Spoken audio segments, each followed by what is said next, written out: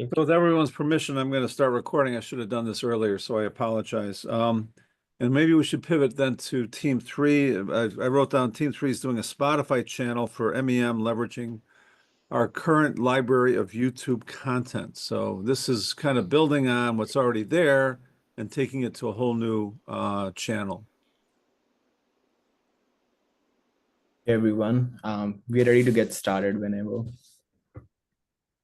Can you share your screen? Annie, you have to drop your share. Thank you. Awesome. Before I share the screen, I would like to talk a little bit more about some of the stats.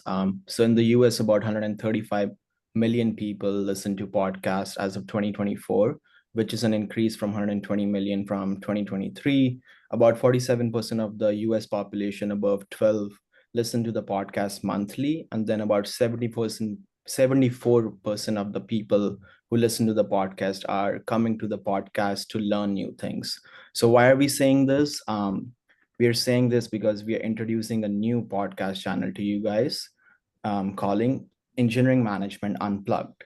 So we decided to work on this initiative to use our existing YouTube channel to transform it into our audio Spotify based channel, so that people who are interested in learning more about the great topics that we have on YouTube, are who are busy, are working professionals, are potential MEM students in the future, can just go on Spotify easily and find all these details.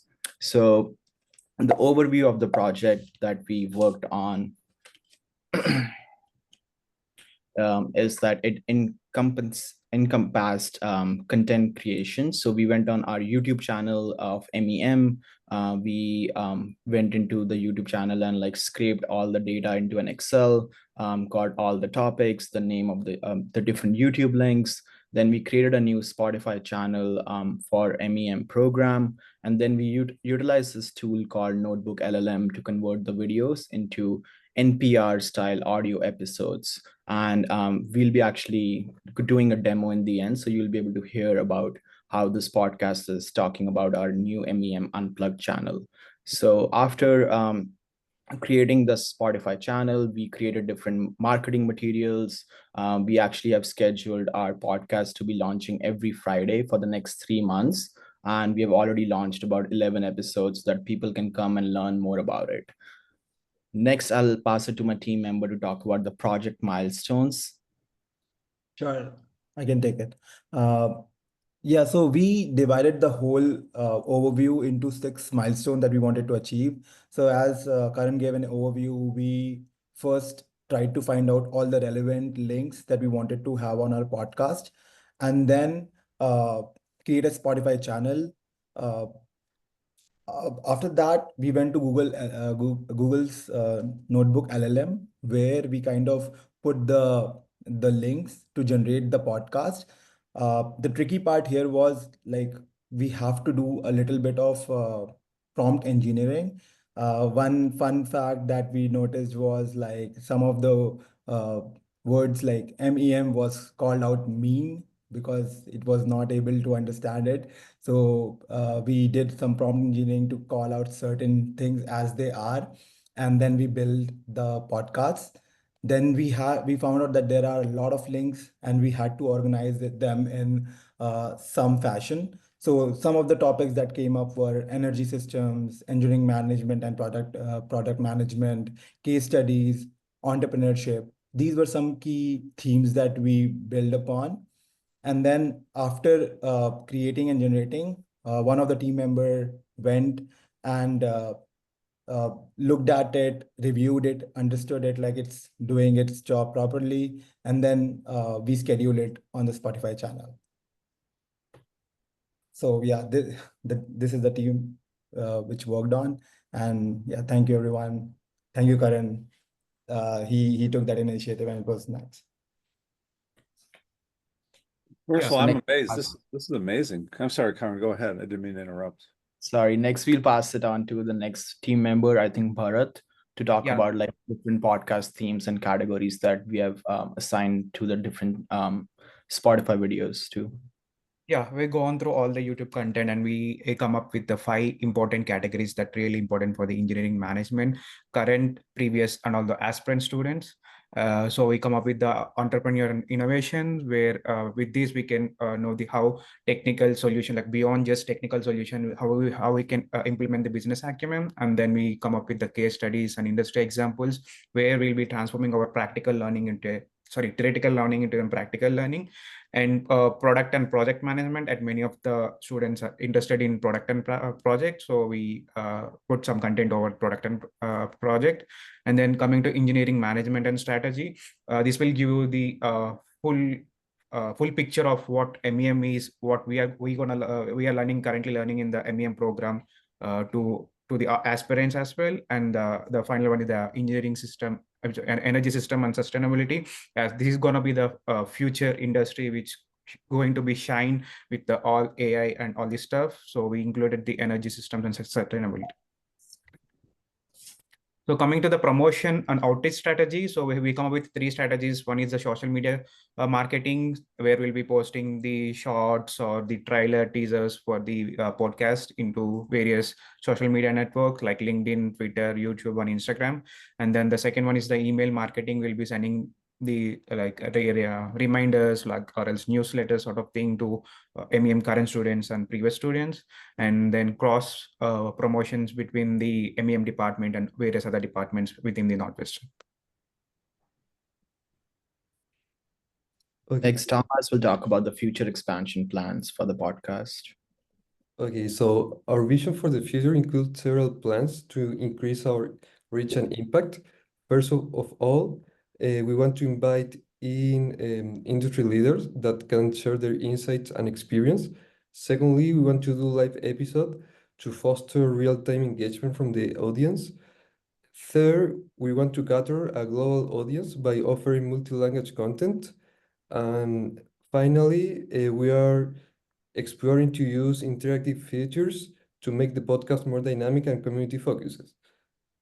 Then, as a conclusion, we are excited to invite you to tune in to the Engineering Management Unplugged on Spotify. This podcast is more than just content; it's a platform for learning, inspiration, and engagement within the MEM community and beyond.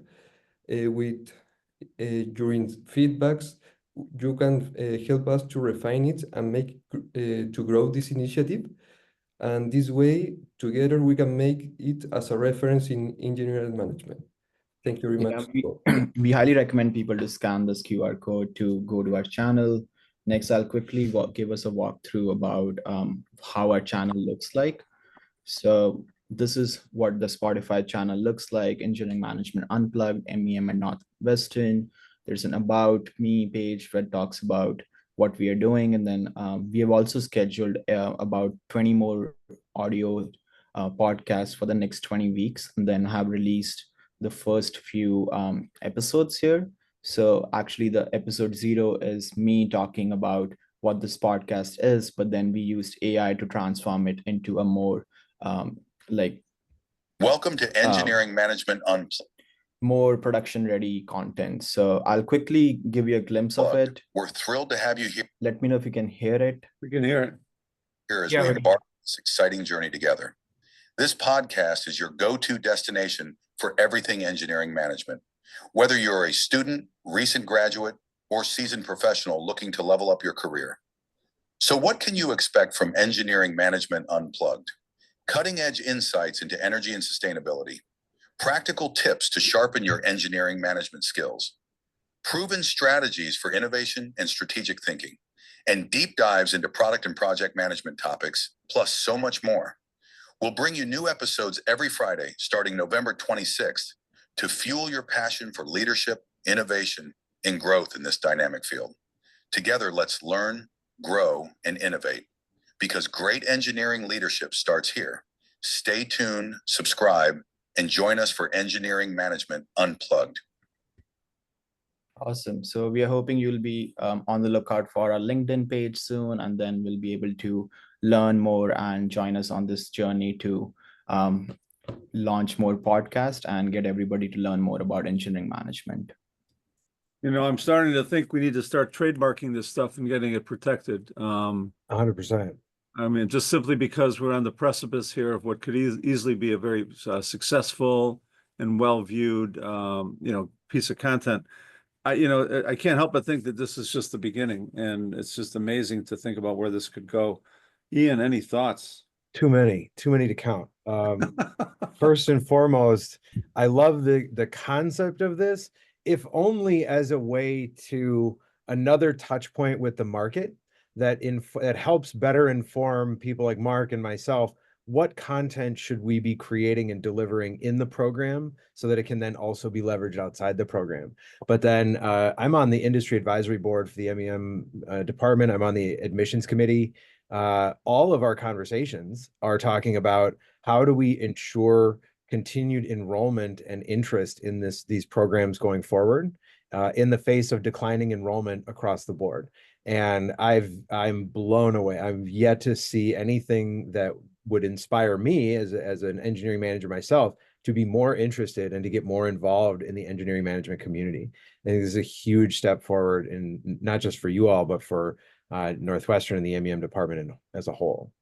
Wow. And I would love to have you guys tell me what content you want to see. I've been self-initiated now for 2 years or maybe more, putting stuff up there that either comes from a class, comes from a student's research, or comes from the things I stumble upon in my day-to-day research in life. So I guess you start telling me what content you want to see, and I can start creating and even supporting it in that, in that vein.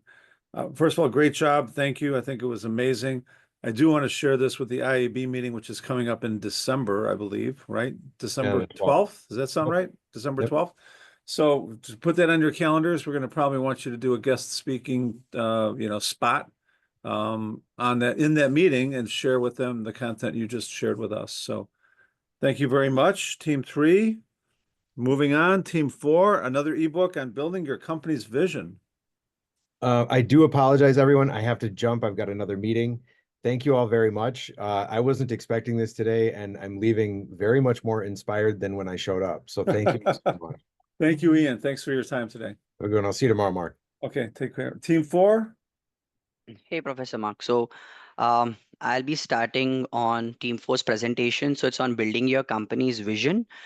The ideology beyond this was how we can generate content from AI. So we had read this article. It's a Harvard Business Review, and we knew what author was trying to speak on.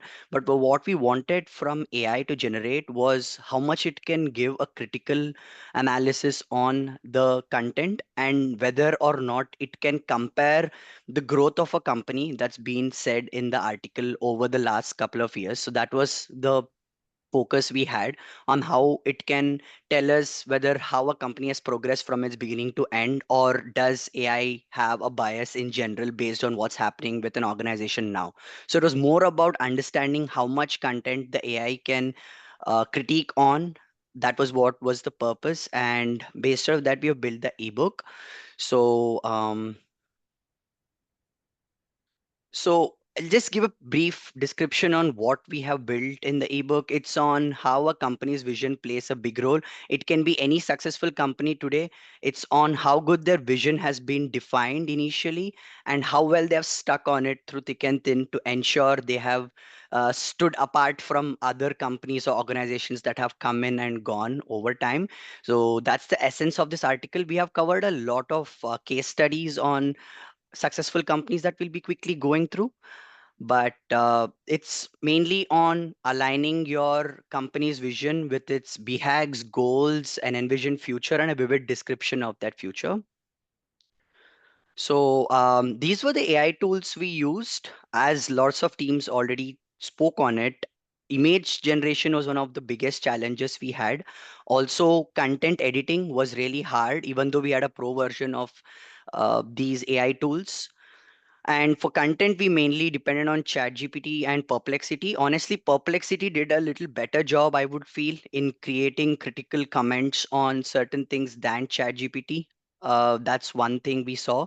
And on image generation, AI is still far behind. It's really difficult to get those content generated perfectly. So if anyone from the team wants to add on their experience of using these AI tools to build the ebook. Yeah, Yeah, yeah, go ahead, Anupriya. Yeah, man, go ahead, go ahead. I'll take it next. Yeah. While creating the content for the ebook, we initially started like first we went through the entire case study first by ourselves. Then we pointed out which are the topics that we want to talk about in detail about the in the ebook.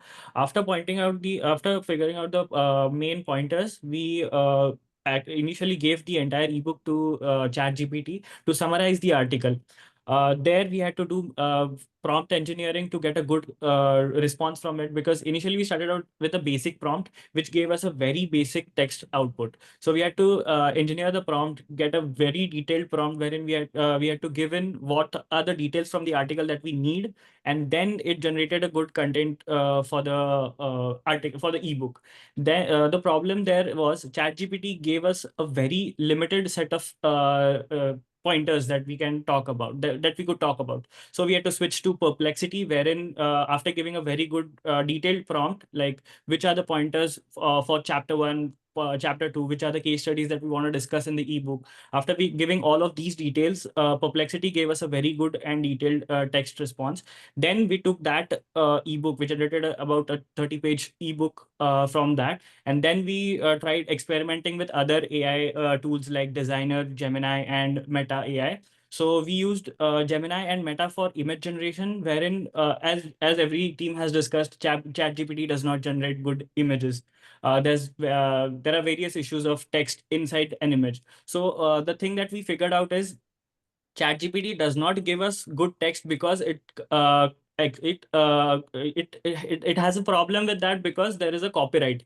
So it cannot use any company's font or its name directly in their image. So that is the reason we had to switch to other AI generation tools where we had to generate images, and then we use those images to compile all of the ebook. And then we used Designer. As Chirag mentioned, there was an issue with Designer. Even though we had a pro version of it, all of the text that we gave into it as a initial prompt, it segmented it into very small pieces of text boxes. So it was very difficult to edit it out. It was not a single text that we edit in Word or any other word generation document. So we had to go through it, iterate on it all a lot, and then we came up with the final ebook. So Anupriya, go ahead.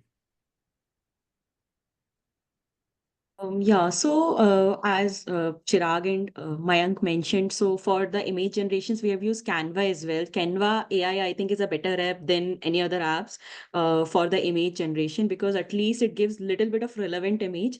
So when I was looking into the relevant images for the content, I like the images with text were not great with the Meta AI and Gemini. So we have to find the relevant images without text, and Canva helped little bit on that. Uh, can you go to the next slide, Chirag? Yeah. Now I can talk about what AI couldn't do well. So image generation is one thing which we discussed about the biases. So when generating the content, the biases I feel AI is giving us is it is only speaking about the current standing of the companies and not talking about how the organization shaped from the beginning. So like when Sony came to India, they had to struggle a lot in order to establish themselves, but ChatGPT and other AI apps were only giving how Sony is doing well now. They're not talking about the struggles which Sony faced during the initial years. It is only talking about the current condition of that. So that is one biases which I feel AI content has. Yeah. Got it. Yeah, I mean, so to add on to that, it was general on what Sony did. So Sony had this BHAG of creating Japanese culture, so portraying the Japanese culture to the world to make sure Japanese products mean something which have quality, not something that is shoddy. So they had a lot of iterations and lot of struggles initially. So when you ask AI to comment on it, it's more on how they came out of it rather than speaking on what they went through to come out of it. So this is something AI lacks. So giving a critical acclaim on certain things. Probably the makers have also had this restriction on AI not being able to give critical analysis on some things, it may not go too good. It can turn out to be offensive, or it may not go on with their guidelines. So, because of that, when you want to generate an ebook of this sort, where you want to give a perspective to audience on how the struggle was or what were the things that went wrong, AI cannot be completely trusted because it cannot give that critical thinking that a human can do. And if you see a Forbes article on Sony on how it came out literally from a deathbed to where it is standing now, these points can never be shown in AI. It's very difficult to find these points. Even if it does, it's just merely stated. To dig deep, it's hard. So content generation is still a little off when you want critical analysis on your subject. AI has a lot of bias at the moment. Yeah, I think critical thinking is not what we should be relying on AI for. That's Yep. still why we need people with master's degrees and bachelor's degrees and PhDs. We need people who have been trained to think critically, and I hope that that's what the university does for you guys. So thank you all. You guys did a great job. I guess one last comment about any of the ebooks, all three that have been discussed so far. If you want to get them published, I guess first thing is you're free to publish them on your own, independent of MEM. If you need funding to do that, submit a proposal to me about how much funding you're going to need, in what time frame, and for what purpose. And I will see if I can find the funding amongst the alumni or amongst the program or even amongst people like Mark Johnson who might be able to supply some funding. Okay. So that applies to all three ebooks. So I want you and encourage you to get it published, but I don't think we can do it under the brand of Northwestern ME or Northwestern MEM. So I think you can do it under your own brand. You can build your own equity because you guys did the work. You guys deserve the credit, and you should be able to publish it if that's what you so choose. Okay. All right. Next up, I guess, is Team 5, a podcast on the sins of the engineering profession. And I'm assuming that this is going to be somewhat linked to Team 3's work. Yes, Professor.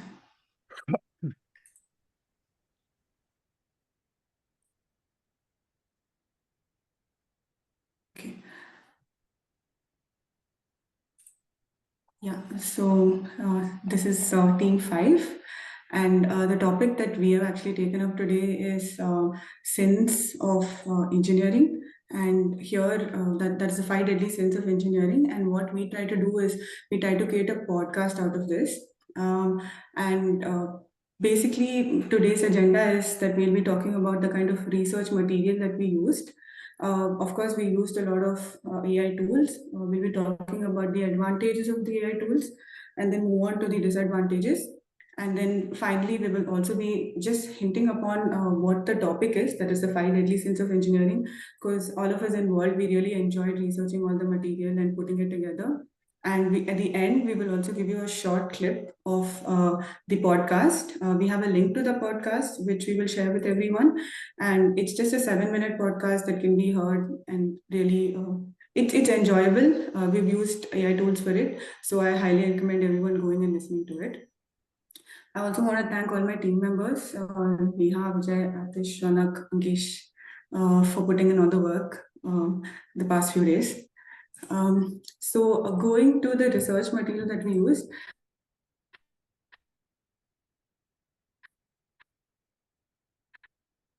I think I've lost you, Lakshmi. Yeah, like every other team before us, we used a lot of chatcast. Hello. Yep. No, I can hear you now. Okay. Yeah, so like all the other teams before us, we used for the research that we did, we used a lot of ChatGPT. We used Notebook LM for generating the podcast. We used Meta and we used Perplexity. But apart from all that, I think we also wanted to not go completely the AI route and also do some hands-on research. So we went through a TEDx talks by Miranda New. It was about the deadly sins of engineering. There was also the art of engineering, which we kind of converted into a short podcast using LM and listen to it just while cooking or walking or whatever you do on your day to day. And lastly, we use the principles of geotechnical engineering. So he had some good points about one of the sins that we will shortly talk about. Again, we did not have to read the entire thing. We just put it into our favorite AI tool, and it generated like a short description if that's what works, or you could also make it into a listening aid in such as like a podcast. You guys realize I put a video together on this very topic, right? Yes. Okay, but you guys went in what looks like a very different direction. I mean, mine was filled with more anecdotal stories. Yours is more looking at 5 basic concepts, I guess, behind it, right? Yes, the idea for us was we just wanted to dig deep into these concepts. Like the concepts are pretty simple by itself, like miscommunication, which we will touch upon shortly. But then we wanted to know how does it really impact engineering? Everybody knows we have to communicate well and we have to do maintenance, but how we wanted to go into the depths of it. And while going to the depths of it, I felt like looking at these research materials, like the books especially, and also the TED Talk from Miranda New really helped us. So moving on, what worked for us with the AI tools was just a contextual understanding. So I could say I could ask one question and give me an answer.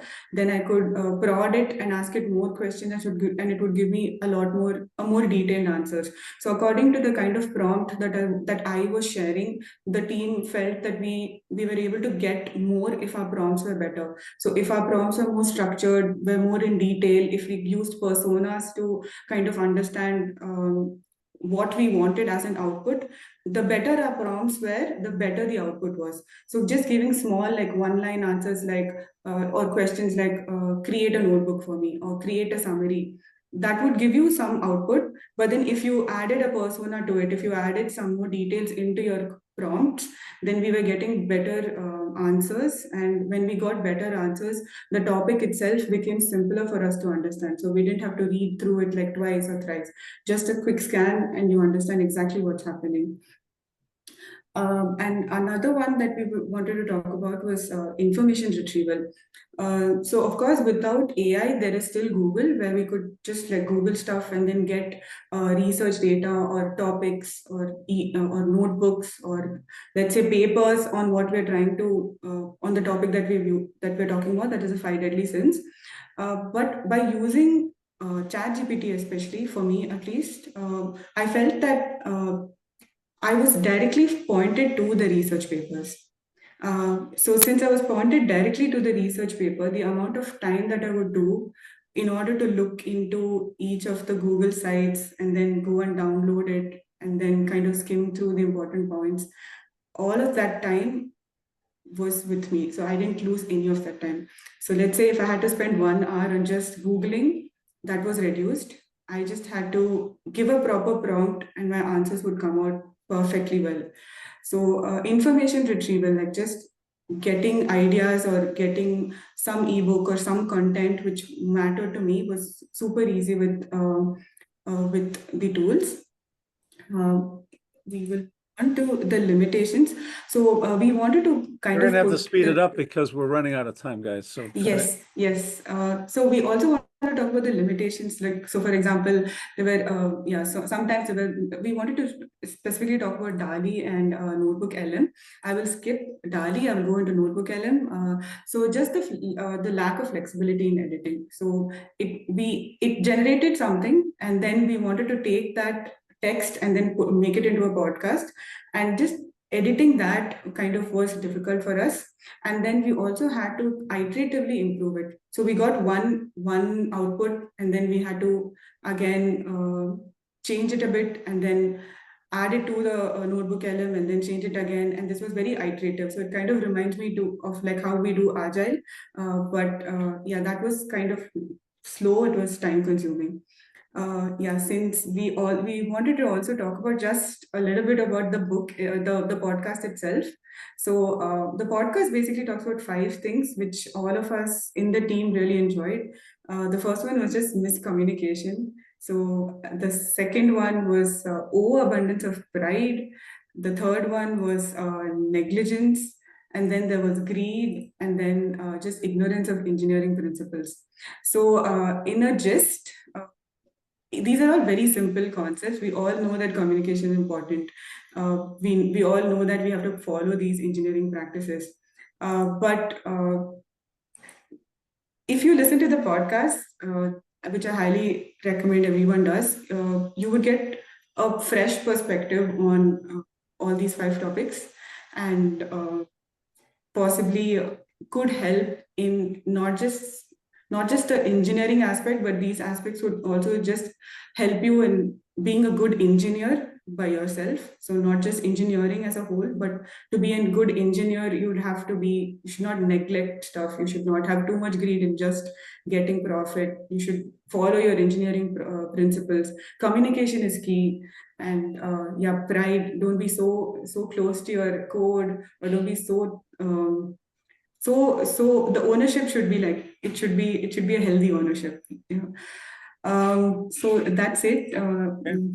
I hope I didn't go overboard. Yeah, thank you. Sounds good. Thank you. Very well done. I would say that, yeah, you want to be proud of your work, but hold it at arm's length and be objective about it and recognize that your designs may have certain weaknesses, as all designs do, and just be aware of them and be open to criticism and be open to the next generation. All of the weaknesses today become opportunities for tomorrow. So thank you to that was team 5. One Team thing Sir, that actually, I add on, Mark.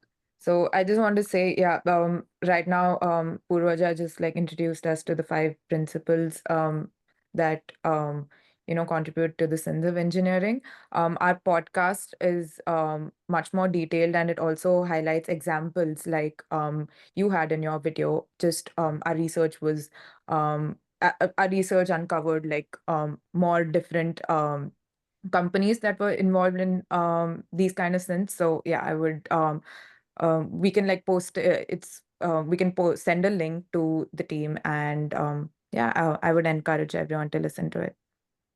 I mean, you think about Monsanto, you think about Dow Chemical, you think about ExxonMobil, and the sins that are coming from these highly engineering-oriented companies over the last few decades. Don't necessarily go to the individual engineer. They go to the collective management thinking that's Yeah. coming from those companies, right? So the individual engineers, I think, is what you're targeting with your podcast. What I was targeting was the bigger picture of, look at what these companies have done. Look at what Monsanto has done to contaminate our world. Look at ExxonMobil in terms of denying climate change, et cetera, et cetera, et cetera. So it doesn't get to communication issues or teaming issues or simplicity or et cetera. It doesn't get to the individual engineering principles. It gets to the bigger principles of, we have to live on a planet with each other, right? And we can't do that easily if we've destroyed that planet as we go, right? And so that gets to the bigger, I guess, almost environmental issues. So, and of course, political issues and issues with capitalism, because there's no incentive with capitalism to look out for the environment the way I'm implying. So that's where government has to come in, or government may drop the ball, which is what we're probably going to witness over the next couple of years. So thank you to Team 5. Team 6, detailed case study. yeah, we can go, Professor. But considering time, do you want us to share and start? Yeah, please share. If the last Okay. team could stop sharing, that would help.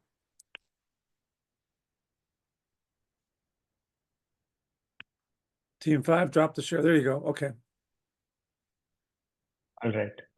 So yeah, Team 6 and our case study was based on SpaceX and how they have been able to rapidly innovate and offset all the big players that have been in the industry for decades with only a few years of experience behind their backs, and how the engineering principles that they have utilized at SpaceX applies to us as engineering managers. So I think that I always like to view SpaceX as agile on steroids, because they have been able to do rapid innovation and get through multiple iterations and phases in a very short span of time. So our case basically documents how they went about doing this, how they scaled their engineering teams, how they fostered innovation and managed a lot of cross-disciplinary collaboration, and also from the operational perspective, how their supply chain and manufacturing had to be like very innovative in order to meet their tight deadlines and very ambitious projects, and how they've also had to like go over the regulations which block them at certain points. I've heard like Elon Musk say that the government asked if when they're landing the Falcon aircraft, will it ever hit a whale? So like these are some of the ridiculous questions that they had to do and come up with answers to the government for. So our case basically documents all of these things and how we as engineering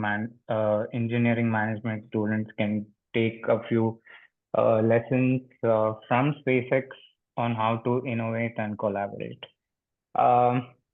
So it basically details how the challenges that they encountered when hiring and recruiting, and how they had to structure their teams. And I think that they have had to continuously learn and grow. So you can see that the Raptor engine went from what we see on the left to what we see on the right with the Raptor 3.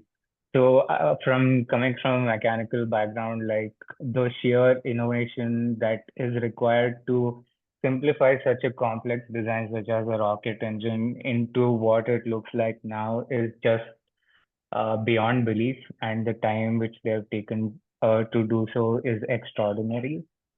And they've also like had multiple innovations. Like nobody would have thought of a mobile landing pad where the landing pad also moves with regards to the rocket booster landing, and using these arms as a chopstick to catch the rocket. Like these are some things that have challenged what we understand as engineers, and how we should always question it, and how this will lead to rapid innovation. So I think I will just skip all these slides and come to the conclusion that our case basically documents all of the steps that they've gone towards and how we can implement it on a daily basis in order to achieve such high complex missions in such short scale of time.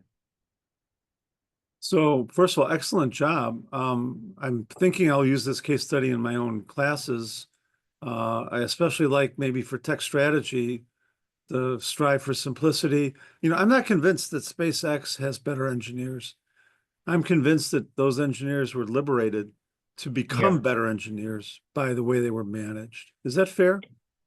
Yeah, for sure, Professor. I think that all the companies, even the legacy companies, have equally talented engineers, but they're constrained by how the company is structured and all the regulations that they have to go through in order to do even a small change in the product, which I've witnessed firsthand. So I think, like you said, the flexibility and the freedom that SpaceX has given their engineers has definitely helped think outside of the box.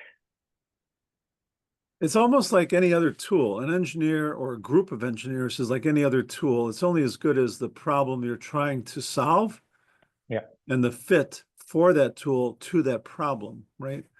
If you frame the problem as, hey, we want to retrieve these rocket boosters instead of wasting them in space or in some sort of burn-up process, by retrieving them and reusing them, you've created a whole new challenge that I don't think the Boeing folks ever really thought about. Yeah. So, I mean, it's not that Boeing engineers aren't very good. It's just that they weren't ever asked to do anything very interesting, right? Yeah, exactly. So keep that in mind, folks. I mean, you think about all the work that you guys did in just less than, 8 or 9 weeks here in this class, because I challenged you to go off and use the tools and to do something that would benefit yourselves and MEM and to create something that hasn't been done before, right? So, I mean, in a sense, you've been focused, just like engineers in the field need to be focused on problems that are worth solving. So thank you. That was let's see, team 6, I guess, right? Let's Yeah. move on to team 7, and thank you for being brief. And we're going to wind up going about another 5 or 6 minutes longer, but hopefully the AI animation of a MEM YouTube video will keep us all amused. Yes, hello, Professor. I'll keep it concise. So, like everyone is trying to convey the message that AI is actually struggling with creating images, we came up with the idea of making a video, and we eventually made a video out of it. We are very curious and same time little in the time crunch. So, what we decided that I'll be coming up on behalf of our old the complete team. Uh, in terms of time management, we decided to present a video. It's just the 2 minutes, but I would like to have the viewers their perspective of how challenging, like how the AI fails at conveying the message, the nitty-gritties. And I think in the remaining 2 minutes, I quickly sum up what challenges we faced and found that what were the apps we used and what were the short of. So just quickly to present,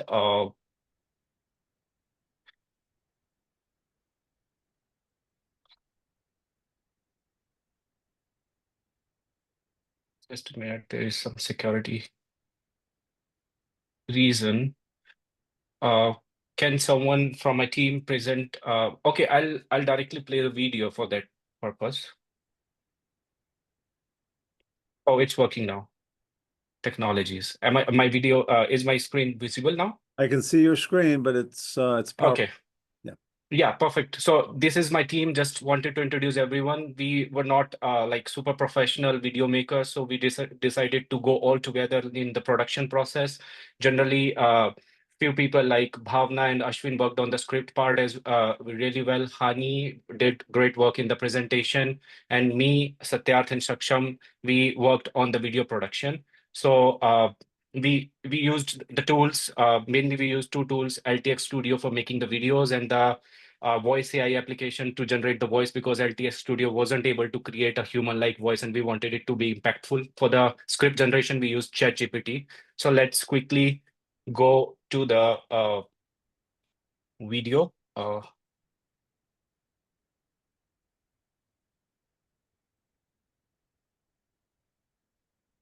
Is my screen visible? Yep, we see it. Apple TV. Oops. There is some problem. Hold.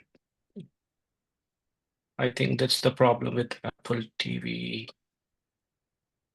It may not let you share over a Zoom link. Yeah, so what Honey will do is she will post the link, but we were really excited and I think it's working now. Okay. So I'll just try to like quickly cover it up. It should work now. Yeah. Is it visible now? We saw a fishing scene, but now I see a blank screen.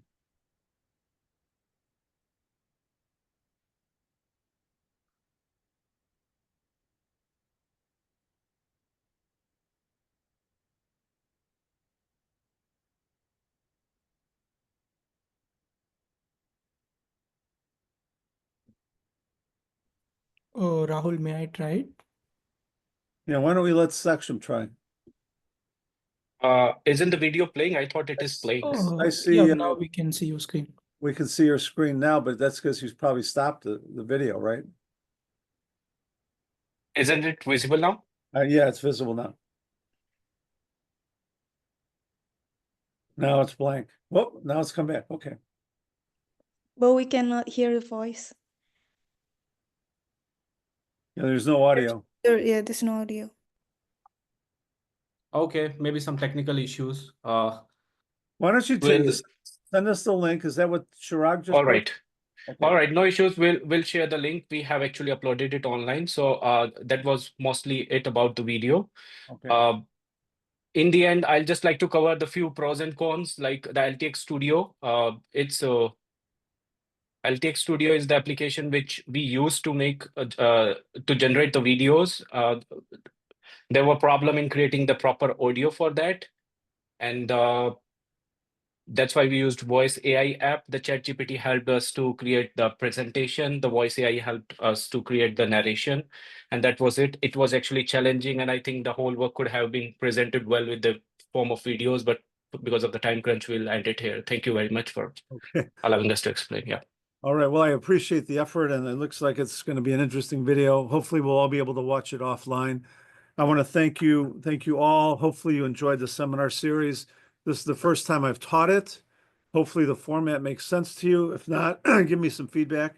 The goals for this assignment, to work backwards from the goals, right? I wanted you to, first of all, meet and work with each other so that you got to know the rest of your cohort and what they were capable of. I wanted you to create an output of value. I wanted you to learn by doing, which is what engineers do. I wanted you to exercise some project management skills and leadership skills, which you were able to do as well.